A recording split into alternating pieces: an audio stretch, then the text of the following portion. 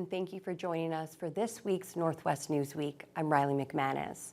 After seeing the flood damage for himself in the Fort Frances area, MP Marcus Pulowski feels the surrounding communities need more help battling the rising waters. The member for Thunder Bay Rainy River is calling on the province to submit a request for federal assistance, and he says Ottawa is prepared to help if needed. Corey Nordstrom has more. This video from Couchiching First Nation shows the dire situation the community is in, with floodwaters encroaching and surrounding many houses in the low-lying community. Thunder Bay Rainy River MP Marcus Pulowski visited Couchiching and the similarly hard-hit neighboring Fort Frances. From what he saw, about half of shorefront homes in Couchiching and Seine River First Nation are in danger. In my estimation, they could certainly use some more help in terms of sandbagging in order to prevent their places being flooded. Pulowski wants the province to submit a request for federal assistance that would allow Ottawa to lend additional support in the area, like bringing in military personnel, something they can't do without the formal request. A lot of people there are getting pretty exhausted. So a lot of people have had to sandbag their own houses, get the pumps themselves. And so a lot of people are only surviving because of having done a lot of work in putting the sandbags around their house. And if that request is made by the province, Pulowski says help would be on its way in short order. I know, having talked to Bill Blair, the minister, about this, if the province asks for assistance, the federal government will send people to see what we can do in order to help them. And so I don't see much of a downside in putting in that request. Pulowski and his team have reached out to Kenora Rainy River MPP Greg Rickford on multiple occasions and have not heard back. Efforts by Dougal Media to contact Rickford's office also went unanswered. Corey Nordstrom, TBT News. Some good news for people impacted by flooding in the western part of our region. The province is activating its Disaster Recovery Assistance Program in the Rainy River District and parts of the Kenora District. Many communities, including Fort Frances, Kenora, and Sioux Lookout, have been dealing with rising floodwaters for several weeks now. The province says that part of the region has received 3 times as much precipitation this April and May than in 2021. The Disaster Assistance Program is available for communities shown on this map, including 15 different municipalities. People with flooded homes, small businesses, farms, and not-for-profit organizations can apply for 90% coverage for basic emergency and cleanup expenses, and the cost to repair or replace essential property not covered by insurance to a maximum of $250,000. Applicants have until October 7th to apply for assistance through the program. As flooding continues in the Kenora and Rainy River districts, the Northwestern Health Unit is warning residents of other issues outside of the physical damage that the rising water levels have the potential to cause. There are very few communities in the region who have managed to avoid the deluge that has been going on for a month now. The NWHU is concerned floodwaters that seep into basements or waterfront properties could cause mold to form if not located or addressed properly, as well as anyone who is on well water could see their water source contaminated. Thomas McNabb is the manager of environmental health for the NWHU. He says there are many contaminants that already exist within surface water. When that gets into your drinking water system, especially with those who have drilled wells who don't normally have treatment on it, things can come in like E. coli is present in surface water, or other viruses like Giardia or Crypto, stuff like that, can present in your drinking water, which can make it unsafe to drink. McNabb recommends residents use a different water source or boiling water before consuming it, as well as getting a test kit from the NWHU once floodwaters recede. He also says all the standing water will create prime conditions for mosquitoes, fortunately not the ones capable of carrying diseases like the West Nile virus. A Wisconsin man is dead following a drowning incident over the weekend. It happened at around 5 o'clock Saturday afternoon on Clay Lake, about 20 kilometers north of Vermilion Bay. Dryden OPP say 2 people had been fishing near rapids when their boat capsized. One person was able to hang on to the boat and call for help and was later rescued by employees from a nearby lodge. A search team later found the victim, a 71-year-old man who was pronounced dead at the scene. OPP are once again urging boaters to wear a life jacket or PFD. Kenora Conservative MP Eric Melillo says he does not support Bill C-21, which would impose a national freeze on handgun ownership. Prime Minister Justin Trudeau announced the proposed legislation last week. Under the bill, it would no longer be possible to buy, sell, transfer, or import handguns anywhere in Canada. Thunder Bay Police have seen a big spike in seizures of illegal handguns in recent years. Melillo wants to give border guards more support in stopping illegal guns coming in from the U.S. And he says Trudeau's bill will do very little, as it focuses on legal handgun sales and owners. Well, overall, I am opposed to Bill C-21 in its current form. I think the headline of it is the arbitrary handgun ban that the government is bringing forward. I think that this is something that once again is going to target lawful gun owners and not do nearly enough to stop to keep guns out of the hands of criminals. Melillo adds there are some good elements in Bill C-21, such as banning firearm ownership by anyone convicted of domestic violence and making it illegal to increase magazine capacity. But he says the overall bill misses the mark, and he hopes it can be improved at the committee level before it comes to a vote by Parliament. Red Lake OPP have arrested a Pikangikum First Nation man after a violent incident on a Wasaya Airways flight. Just before 6 o'clock Thursday, police were notified that a flight from Sioux Lookout to Pikangikum was being diverted to Red Lake due to an unruly passenger. OPP say the man physically assaulted other passengers, refused to listen to airline staff, and endangered the aircraft. One of the pilots, along with other passengers, managed to subdue the man until the aircraft could be landed safely. The perpetrator was injured during the altercation. He was arrested by OPP and then taken to hospital with non-life-threatening injuries. 33-year-old Tory Turtle has been charged with assault, resisting arrest, and assaulting police. The provincial election has come and gone, which has awarded Doug Ford a second majority government provincially and a second progressive Conservative MPP to his ranks regionally. The results have some of the region's leaders focusing on getting down to the business before they go back into the campaign mode for the municipal election slated for this fall. Adam Riley has the details. The evening of June 2nd was a wild ride, with Greg Rickford and Saul Mamakwa retaining their respective seats in Kenora Rainy River and Kiiwetinoong. However, it was a pair of upsets for Thunder Bay Atikokan and Thunder Bay Superior North, which saw progressive Conservative Kevin Holland pry control from the NDP and the Liberals losing their longtime stronghold to the NDP's Lise Vaugeois.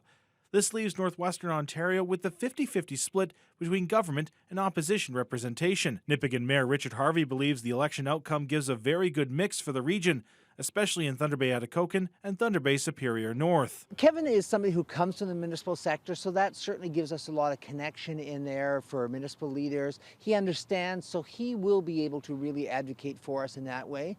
And, to be perfectly honest, there are certain advantages to having somebody who's in the opposition who can get in there and fight from outside of the government. That being said, Northwestern Ontario Municipal Association President Wendy Landry says she is a little saddened to see Holland leave his post as mayor of Conmee and as a representative on both the NOMA board and the Thunder Bay District Municipal League, but looking forward believes he will be a valuable asset for both municipalities and organizations like hers.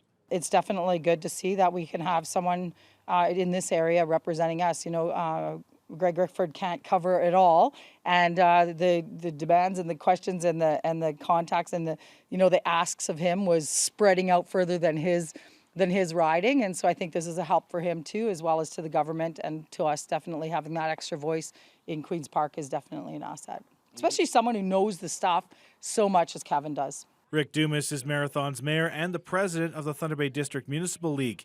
He says over the last 4 years, he and other municipal leaders have built up strong connections with ministers and opposition members alike, and looks forward to working with both sides of Queen's Park going ahead. Majority governments typically, move things forward quite quickly because they don't have to necessarily work with their opposition. But I also encourage the opposition, and in Lise, we'll have more discussions around working with the PC government. Have a great relationship with Minister Rickford, and of course Minister Clark. We meet with him through our municipal matters through AMO and NOMA.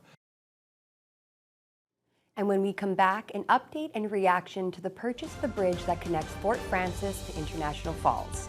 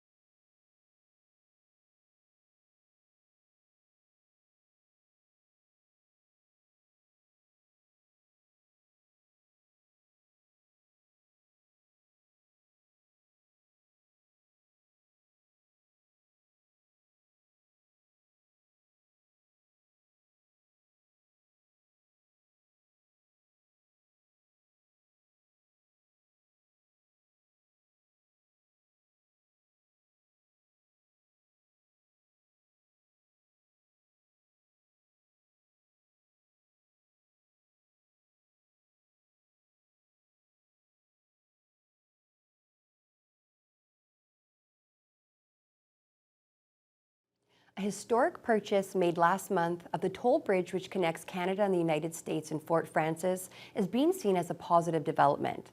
The bridge is now under single-party ownership, and a local one at that, and is expected to bring new opportunities for the town. Adam Riley has the details.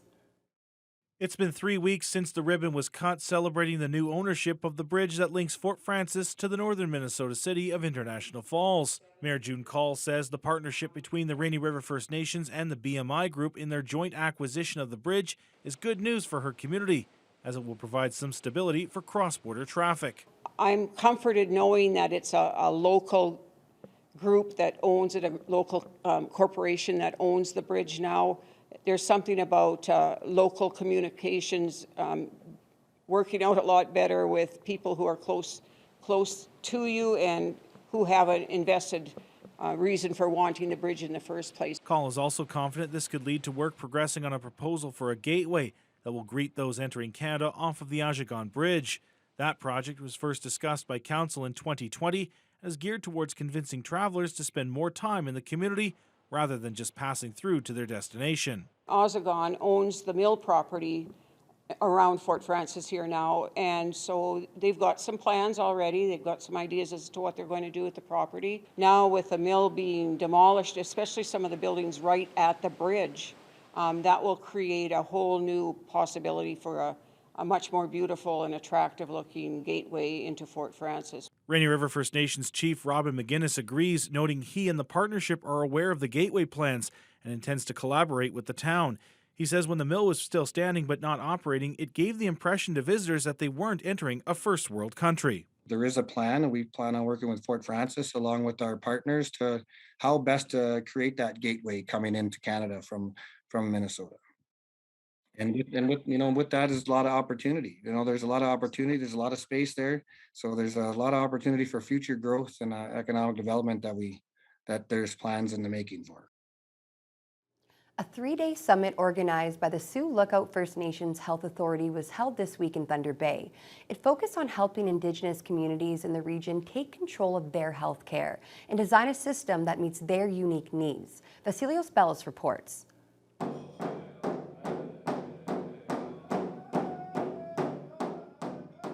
Each day of the summit put on by the Sioux Lookout First Nations Health Authority opened up with a drum song and prayer. before the floor was opened up to comments and speeches from various Indigenous leaders in the region. The title of the summit is Kanawenametasuan, which means looking after yourself. James Morris is the president and CEO for the Health Authority and says the conference is all about taking control of and localizing healthcare in their communities. We did it all ourselves. We didn't depend on anybody to help us. Now, it's all we do. We wait for somebody to come and do everything for us. We want to get away from that. We want to look after ourselves. The summit had opportunities for those in attendance to take part in breakout groups to discuss what they believe would be the best ways to achieve these healthcare goals. Morris offered some solutions, including training nurses and doctors within these communities. A lot of what we call agency nurses come from Toronto, and they go up there on, I think, 2-week rotations, and then they leave again. That's not enough time to build a working relationship with your clients. During the speeches, many emotional stories were shared surrounding loved ones who were unable to receive proper health care for illnesses. Wallace McKay was the MC of the summit and says these healthcare difficulties go beyond physical ailments, with mental health supports being crucial as well. The young people that commit suicides is a direct result of the health services that we've had before. The imposition of being subjected to experiments such as residential schools. We are suffering. Now that the 3-day summit has concluded, the Sioux Lookout First Nations Health Authority plans to take the lessons and ideas inspired through these discussions to ensure these communities have access to health care and the ability to look after themselves in their own way. Vasilios Bellows, TBT News. The final witnesses have wrapped up their testimonies at the Police Act hearing for 2 Thunder Bay police officers who were involved in the 2015 Stacey DeBungy death investigation. The 2 officers charged with neglect of duty and discreditable conduct have now taken the stand. And now all that's left are the closing submissions next week from the prosecution and defense. Once again, Vasilios Bellows has the details. Day 6 of the proceedings saw Staff Sergeant Sean Harrison complete his time on the stand that began Monday. Harrison has already pleaded guilty to a neglect of duty charge, admitting his failure to meet with private investigator David Perry, who had information on the case. During cross-examination, Harrison continued to deny racial bias played any role in DeBungy's death investigation, but did say he noticed mostly people from the Indigenous community falling in rivers in Thunder Bay during his career. Detective Sean Whipple, who has pleaded not guilty to both charges, also took the stand on Tuesday. During his testimony, he stressed that he was not the primary officer on the DeBungy investigation and had other cases ongoing at the same time. Whipple stated he had never heard of DeBungy prior to arriving at the sudden death scene on the McIntyre River and had no knowledge of DeBungy's history with alcohol. Whipple went on to say he has always had a great relationship with the Indigenous community, testifying he had once received a call from an officer with the Anishinaabe Police Service who asked for his help regarding a sexual assault case involving an Indigenous woman.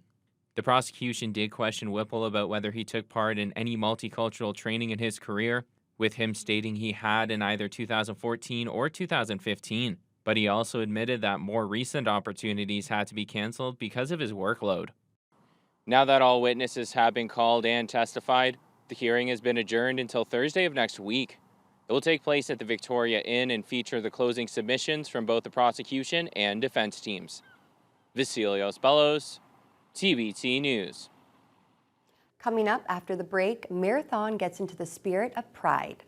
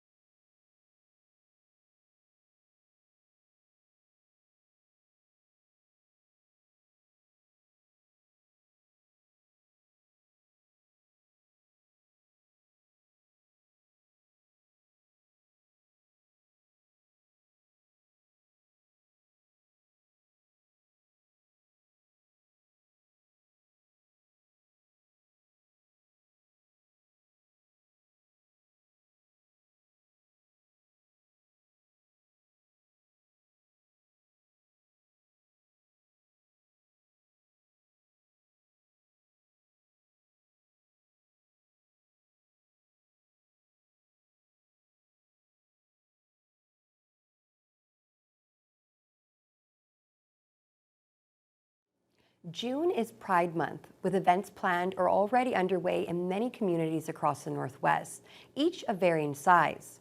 On Tuesday, staff members, mayor, council, and residents for the town of Marathon gathered at Town Hall to raise the Pride flag, which will fly for a week.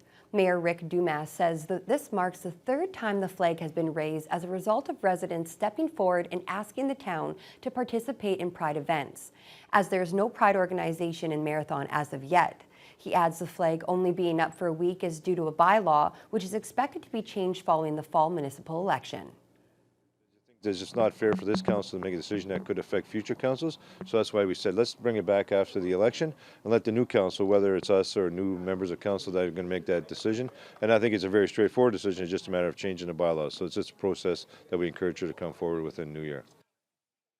For years, the Atikokan Sportsmen's Conservation Club has worked hard in its efforts to keep the ecosystem healthy by doing what they can to assist walleye in spawning season. But a new initiative last month saw members of the Deer Lake First Nation spend some time in the community and the field in preparation for the construction and operation of a hatchery of their own. Adam Riley has the details.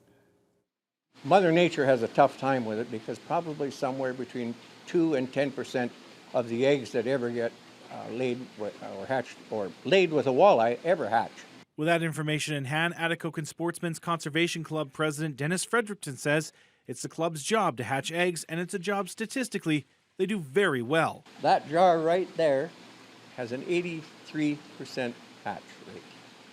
83. So we're looking at 8 to 10 times being more productive than an egg being laid in the wild. With a capacity of 20,000 and the success rate mentioned, the club could restock many lakes and rivers with walleye each year. However, this year, their collection was drastically affected by low water temperatures and high water levels. But with 3 jars, they were still able to accomplish the first steps of a collaboration with Deer Lake First Nation that has been several years in the making. They were concerned about their walleye numbers. Their catches seem to have getting smaller and fewer. And so is there something that we could do to supplement that population? We went down to Atikokan just to talk to the crew down there and just to see what they thought.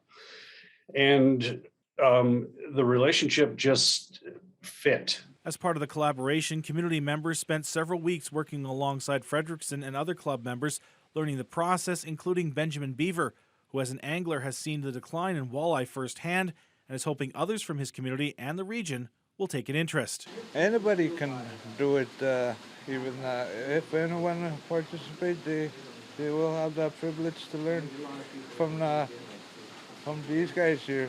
They have knowledge and everything. The next steps of the project will be the completion of construction of the hatchery, which will also act as a research and monitoring station with the hope that Deer Lake could train more people for other hatcheries in the region in the future. Adam Riley, TBT News. Students who graduated from Confederation College during the past 2 years of COVID restrictions joined the class of 2022 on stage Friday. Several thousand diplomas were handed out at the community auditorium as the college held its first in-person convocation ceremonies since the onset of the pandemic. Lee Noonan has more.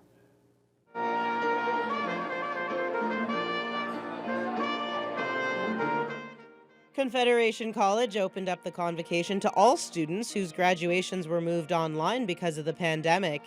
In all, just shy of 800 students filled the stage during 2 ceremonies held at the community auditorium. College president Kathleen Lynch says that faculty were thrilled to be there in person and that seeing their students succeed is what makes their jobs fulfilling. It's a wonderful thing for me because I only was able to do 1 graduation before COVID. And so this is my second in-person graduation since I started as president. So it's a wonderful day. I've been looking forward to this for a lot of time. Dhruvraj Prabhu was one of approximately 200 students from previous cohorts attending the ceremony. He's been waiting for this day since the end of 2019. I didn't even realize that I'll be able to bring my mom and dad. So I can't get that much, I would say, most cherishable moment in my life, maybe. This is one of the most cherished moments. Many of the graduates completed most, if not all, their classes online, and for those who were able to attend the ceremony, seeing their classmates and professors face-to-face was a real highlight. online is like totally different. What you see on the screen is totally different than what you see in person. Like the how gentle they are, you can know them after meeting them. So like it was so good to meet them finally. I haven't seen everybody for 2 years now, so I see them all and I hear about all the placements and the jobs that they're getting. And I'm like, oh, that's so awesome. And I think it's just a great way to wrap up the program now that we actually get to be in person and talk to everybody. It's just been quite an amazing experience. Unfortunately, not everyone was able to make it to the event in person, as just under half of the 1,400 students graduating from Confederation College in 2022 attended. Lee Noonan, TBC News. And that wraps up this week's Northwest Newsweek. Thank you so much for joining us. We hope to see you again.